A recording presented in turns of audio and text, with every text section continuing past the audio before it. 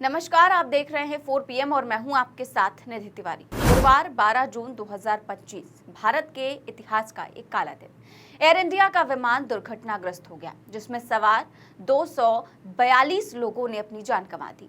इस दर्दनाक घटना के निशान अब तक देखे जा रहे हैं। अब तक बहुत सारी नई जानकारियां निकलकर सामने आ रही हैं। विमान हादसे की भयानक तस्वीरों से सोशल मीडिया भरा पड़ा है।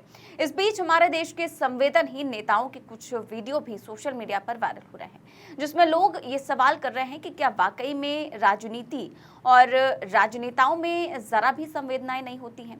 पूरे देश में इस समय शोक की लहर है। प्लेन क्रैश में अब तक 265 शव निकाले जा चुके हैं। 265 परिवारों में मातम छाया हुआ है और कुछ तो ऐसे हैं जिनका पूरा का पूरा परिवार ही खत्म हो गया है इस प्लेन क्रैश में। और इन सब के बीच ये वीडियो आप देखिए। ये हैं देश के नागरिक उड्डयन मंत्री राम मोहन नायडू। टीडीपी से हैं, यानी कि नायडू की पार्टी से, और मोदी सरकार में एविएशन मिनिस्टर हैं, यानी कि नागरिक उड्डयन मंत्री। तो ये कल घटनास्थल पर पहुंचकर रील बनाने लगे, वो भी ऐसे समय में जब 265 परिवारों पर दुखों का पहाड़ टूट पड़ा है और देश के एविएशन मिनिस्टर वहां पहुंचकर रील बना रहे हैं और रील बनाकर उसमें म्यूजिक लगाकर, लगातार ट्रांजिशन लगाकर वो अपने सोशल मीडिया पर शेयर भी कर रहे हैं। सोचिए कितना शर्मनाक है, और इस रील को देखकर उन पीड़ित परिवारों पर क्या बीत रही होगी।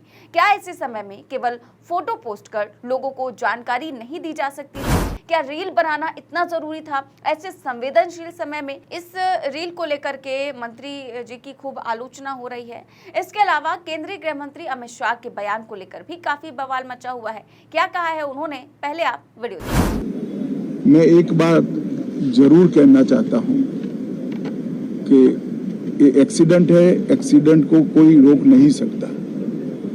तो अमित शाह कह रहे हैं कि ये एक्सीडेंट है और एक्सीडेंट को कोई रोक नहीं सकता, यानी कि उन्होंने तो सीधे तौर पर पल्ला झाड़ लिया है कि सरकार की कोई जिम्मेदारी नहीं है। शायद जो लोग इस्तीफा मांग रहे हैं उनके लिए ये जवाब आया है कि कोई इस्तीफा नहीं देगा।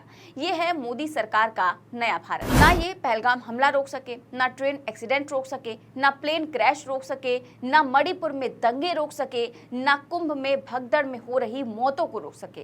जब सब कुछ भगवान भरोसे ही चल रहा है तो फिर इनकी सरकार में मंत्रालयों की जरूरत ही क्या है और सरकार की ही जरूरत क्या है? गृह मंत्री अमित शाह का ये बयान बहुत ही बेहुदा है और इससे साफ है कि ना कोई जवाब देगा, ना ही कोई सजा मिलेगी। इस पर कांग्रेस प्रवक्ता पवन खेड़ा ने भी सवाल उठाए हैं और ट्वीट करते हुए लिखा कि जब कोई विमान दुर्घटनाग्रस्त होता है और लोग मरते हैं तो गृह मंत्री कम से कम जवाबदेही का वादा तो कर ही सकते हैं, ना कि कंधे उचकाकर भाग्य पर व्याख्यान दे सकते हैं।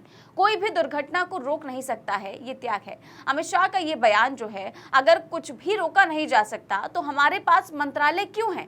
Plane crash act of God नहीं है, उन्हें रोका जा सकता है। इसीलिए हमारे पास एविएशन रेगुलेटर्स, सेफ्टी प्रोटोकॉल्स और क्राइसिस रिस्पांस सिस्टम है। गृह मंत्री के तर्क के अनुसार क्या हमें सुरक्षा बुनियादी ढांचे, विनियमन या संकट की तैयारी में निवेश करना बंद कर देना चाहिए? बस इसे भाग्य पर छोड़ दें और इसे खत्म कर दें। इसको लेकर के पवन खेड़ा ने ये ट्वीट करते हुए लिखा है। वहीं अब बीजेपी के नेताओं को क्या ही कहा जाए, लेकिन जो इतना बड़ा हादसा हुआ इस पर कोई कुछ समझ ही नहीं पा रहा है कि ऐसा हुआ क्यों। लोग समझ नहीं पा रहे हैं कि इतना एडवांस प्लेन जो है वो क्रैश कैसे हो गया।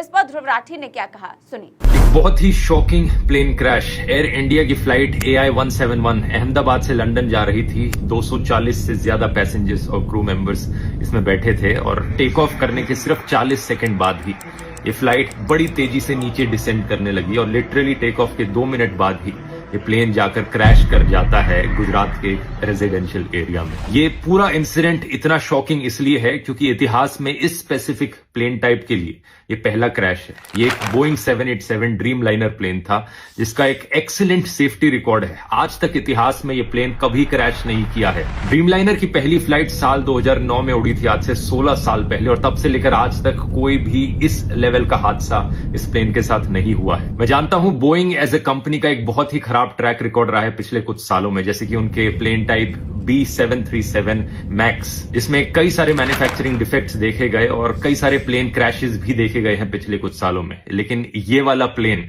वो नहीं था। इस प्लेन का स्पेसिफिक कोड नंबर VTANB था, जिसे आप इंटरनेट पर जाकर सर्च करोगे तो सारा डेटा मिल जाएगा। ये 11 साल पुराना प्लेन था, कोई ज्यादा पुराना प्लेन नहीं था। ड्रीमलाइनर्स का लाइफ स्पैन 20 से 30 साल तक का होता है। जो पायलट इस प्लेन को उड़ा रहे थे, कैप्टन सुमित सबरवाल, उनका खुद का भी 8200 फ्लाइट आवर्स का फ्लाइट एक्सपीरियंस था, जो कि बहुत अच्छा होता है। तो पायलट भी इनएक्सपीरियंस नहीं थे। अगला सवाल आपके दिमाग में आएगा कि क्या वेदर खराब था? ऐसा भी नहीं था। 1:30 बजे दोपहर के ये क्रैश हुआ। वेदर कंडीशंस अगर देखी जाए तो लगभग 40 डिग्री सेल्सियस के आसपास का तापमान था। कोई ज्यादा तेज हवाएं नहीं चल रही थी। विजिबिलिटी जो थी बहुत ही अच्छी थी, 6 किलोमीटर से ज्यादा की विजिबिलिटी। तो ऐसे में सवाल उठता है कि यहां प्रॉब्लम कहां पर हुई। इसका असली जवाब हमें जल्द ही पता लगेगा। अभी प्लेन के ब्लैक बॉक्स से इंफॉर्मेशन को रिट्रीव किया जा रहा है, लेकिन मोस्ट लाइकली ये पूरा हादसा एक बहुत ही भयंकर टेक्निकल फेलियर का लग रहा है। क्या यहां पर कोई इंजन फेलियर हुआ है मेंटेनेंस फेलियर की वजह से? इसका असली जवाब तो हमें तभी पता लगेगा जब ब्लैक बॉक्स को रिट्रीव करके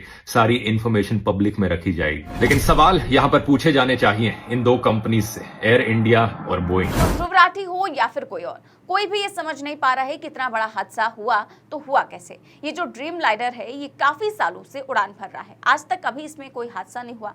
कुछ लोग कह रहे हैं कि इंजन फेल हो गया, लेकिन इसमें इंजन तो दो होते हैं। अगर एक इंजन फेल भी हो गया तो ये इतने अत्याधुनिक विमान है कि दूसरा इंजन लगातार काम करता है। और बहुत से लोग जो है वो ये कह रहे हैं कि बर्ड हिट हो सकती है, यानी कि इंजन में अगर चिड़िया टकरा गई तो भी ऐसा हो सकता है। लेकिन तब भी तो दो इंजन है, अगर एक में बर्ड हिट हो भी गई तो दूसरा इंजन पूरी तरीके से काम करता है, अपने आप काम करना शुरू कर देता है। तो फिर कैसे इतना बड़ा हादसा हो गया? इस पर पूरी दुनिया की नजर है कि जो सबसे सुरक्षित माने जाने वाला विमान है वो कैसे हादसे का शिकार हो गया, कैसे क्रैश हो गया और कैसे महज 1-1.5 मिनट के अंदर ही यानी कि 1:38 पर टेक ऑफ किया गया और उसके बाद में 1:40 पर क्रैश हो गया। तो कैसे 1.5-2 मिनट के अंदर पूरा जहाज जो है वो क्रैश हो गया? ये अपने आप में बहुत बड़े सवाल है कि ये क्या वाकई में बहुत बड़ी सुरक्षा चूक हुई, क्योंकि इतना सुरक्षित माने जाने वाला प्लेन कैसे क्रैश हो गया और कैसे ये सब कुछ हुआ? इस पर क्या सरकार कुछ कहेगी? क्योंकि जो नागरिक उड्डयन मंत्री हैं वो तो रील बना रहे हैं, प्रधानमंत्री मोदी भी वहां पहुंचे हैं और बाकायदा वीडियो जो है वो वहां का खूब वायरल हो रहा है। वहां पर उन्होंने भी वीडियो शेयर किया है उसका। गृह मंत्री अमित शाह भी पहुंचे और उन्होंने 6-7 मिनट की पूरी बाइट दी और पूरा हादसे के बारे में बताया। लेकिन जो उन्होंने एक और बयान दे दिया कि दुर्घटना को कोई रोक नहीं सकता, इस पर अब बहुत सारे सवाल खड़े हो रहे हैं। देखते हैं इन सवालों का सरकार कोई जवाब देती है या नहीं देती है और ब्लैक बॉक्स से क्या निकलकर सामने आता है। फिलहाल इस खबर में बस इतना ही। देश और दुनिया की तमाम बड़ी खबरें जानने के लिए देखते रहिए 4PM न्यूज नेटवर्क। नमस्कार।